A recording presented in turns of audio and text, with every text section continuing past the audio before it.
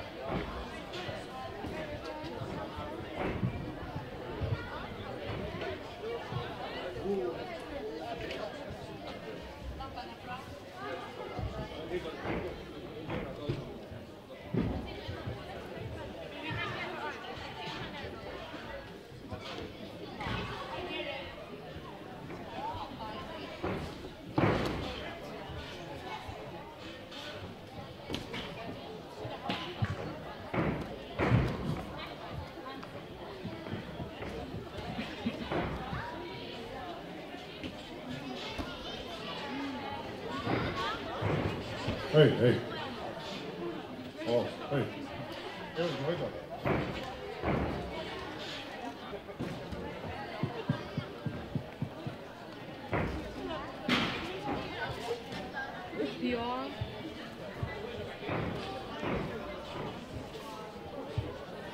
Hey.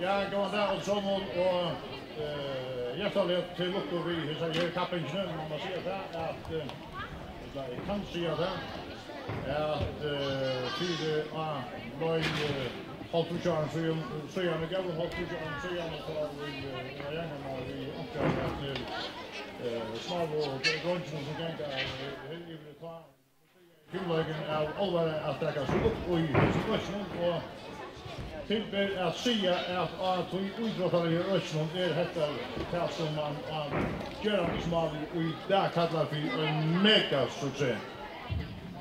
Vi att det är fälla som börjar ju i Smalum och genom skola så in i Glöbrum ta hela där men så till att det är i mitten så stod utrotar fel och i landet. När vi då så för klimatet och utkaratallet är att chocka sig upp till några 1000 poster. Så mycket bara komma hela men östen ju en stor parti där landet och annat. Och vi då ser att det om att det går till att tänka så kappingarna upp att Santa. Och ser att det om att gästerna har vilja vi till att det är i Josef och komma timmar femman. Och det som nu för hända är att han kappingen som hör och i mitten kvinnor, män och mansånglingar och branscher här finns några vinnare på grund och tar det höra ju nu. Och första av allt är det branscherna som skulle komma fram till det här potty här och i det bästa och det näst bästa. Det är alltså bara det bästa och det näst bästa och i sin första kappingen och det som är att säga är att stöttläge nummer 2 samma vi har vinnare för på silver. Och medan Josef blev vinnare av kappingen och vann upp och höjde riktigt om att komma fram till att få medaljerna i handen.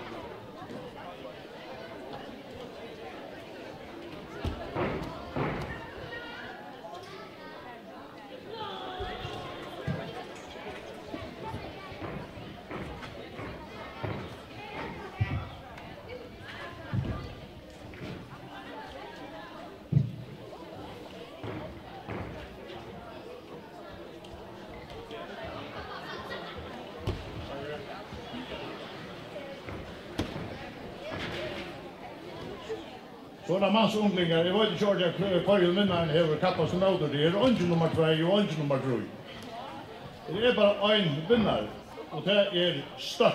Mans unglingar stört är vinnare i mans unglingar.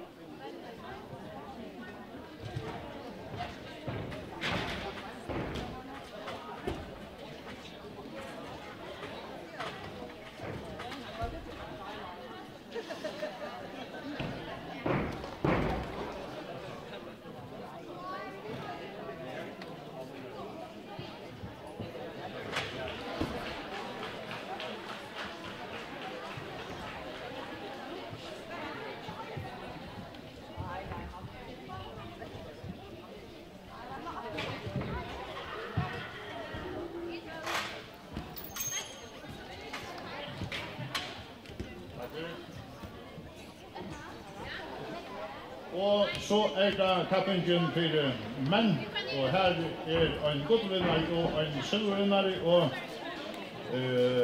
han som har vunnit silver ute i kappingen är Havnar Finnlaga fälla män 2. Och tar som har vunnit gott, det är Havnar Finnlaga fälla män 8. Och jag vet inte om man kommer upp igen.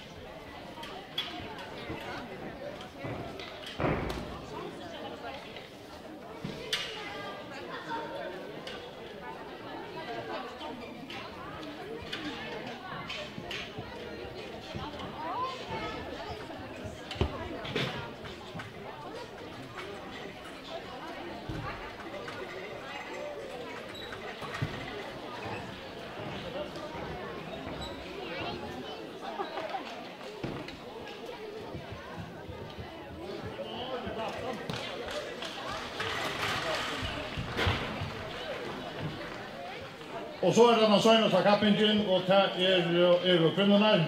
Kappingen är med kvinnor. Här är Øysenberg en guldvinnare och en silvervinnare, och silvervinnaren kan vara stött. Det var vinnare om att komma upp igen. Och guldvinnaren kan vara Havnar Finnlaga fällan. Det var Øysenberg om att komma upp igen.